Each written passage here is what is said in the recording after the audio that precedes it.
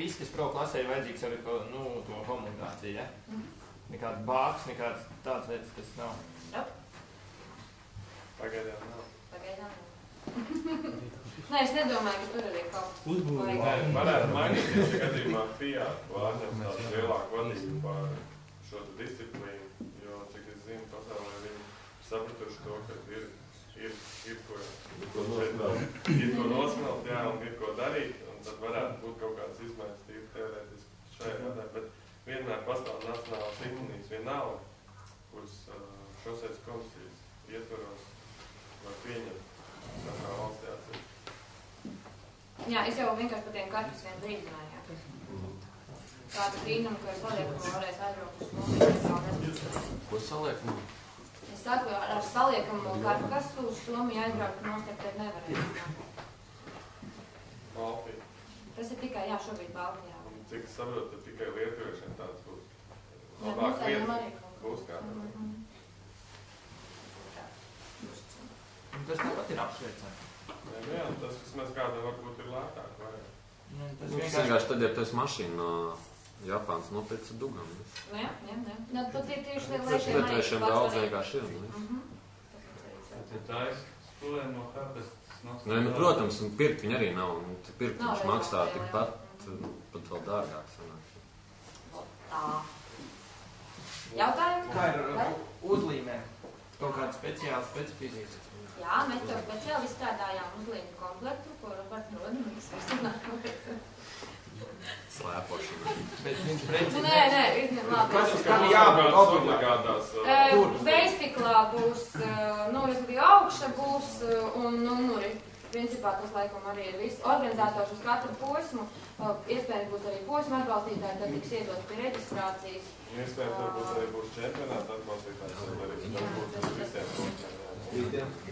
Jā. Kā ir to...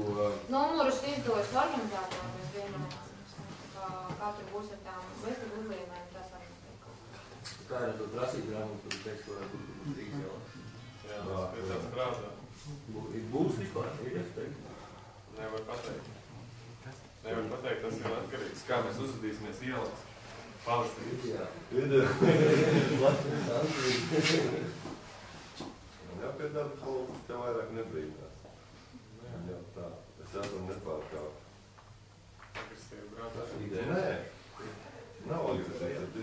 Runājot par mūsu ceļiem, kā viņi tagad neskarēja, ka agresīvi braukšanu. Sorry. Tu vienkārši apbrauc tās pedrītes. Nē. Kā man sanāk, kad izbrauc ārā no pagriezieniem, sanāk tā, es nebrauc uz ielu. Tur reāli tur ir ledus tīrākai. Tur var braukt uz 5 kilometru. Nē, tur tā, kad ir vienā galā, ka ieliec, pēkšņi visi nedurās sadalošajā joslā un pie tilta praktiski arī apstājies. Nu tā. Riepas. Riepas ir ziemas. Nepraktizēt. Vienīgais, es saku, ar pašvaldībām būs sarunas un tad arī vienkārši jāizdomā sākumā, kur to taisīt. Tad jau ir tālāk. Ja ir kādas idejas, droši dodiet ziņu. Es jau šādi mēs te ar čaļiem runājām. Vai Barņūras ir tālu? Tas ir viens, bet ņemiet vērā, ka tad vajag arī... Jā, lai būtu piebraucama šī te vieta arī pa kaut kādu citu vietu. Ja tiek slēgts, jā, tur ir jautājumi. Man ir jautājumi par līdzenzēšanos. Par ko? Par līdzenzēšanos. Pro klasē tikai jālicenzējas. Jā. Jā? Jā. Piemēram, cik es lasīju, tur bija par tiem, ka no 16 laikam kā var braukt. Jā, tikai vajadzīga vecāka pieeja. Notariāla atļauja. Jā, un arī pieteicējiem jābūt, tu sacensībās pats sevi nevarēs pieteikt. Tev būs jāizņem pieteicēja līdzējas, kur kāds cilvēks, kam jau ir 18, jā, varēs tevi tā kā pieteikt sacensībās. Jā, un piemēram, tur bija rakstīts par to, ka varēs braukt 2 cilvēki ar vienu mašīnu. Jā. Nu, kas notiek, ja šie 2 cilvēki tiek cīnīties tandēmā? Jūs cīnaties savā starpā, kurš tiks finālā. Jā. Viens tiks varbūt tajā 16-niekā, viens tajā 8-niekā. Tu nebija uz strīdžiestu, jā, oktobrī? Nē. Tā situācija tāda, jā, bet 2 iekļūst, ir 2 fināli, ir top 16, un aiz top 16 ir vēl top 8, kas brauc arī tandēmus. Tātad, ja jūs abi iekļūstat A finālos saucamajos, jā, un abi iekļūstat labāko top 16, tad sliktākais rezultāts iet uz B finālu. un sliktāk, un labākais rezultāts no B paceļās uz augšu. Neskatoties uz to, ka tu varbūt kopvērtējumā biji 5. Tu esi zaudējis savam čomam, kurš varbūt bija 4. Ja? Vai pat 16. viņš varēja būt. Un tad tu aizēji uz to A, uz to B finālu. Kāds aiziet uz B finālu, aiziet. Jā, tā bija. Un tad, cik es saprotu, tad jau klasē nav licencēšanās, bet ir tā tur Latvijas Automobiļu federācijas biedra. Jā, un to es pašā sākumā jau drusku nokavēt.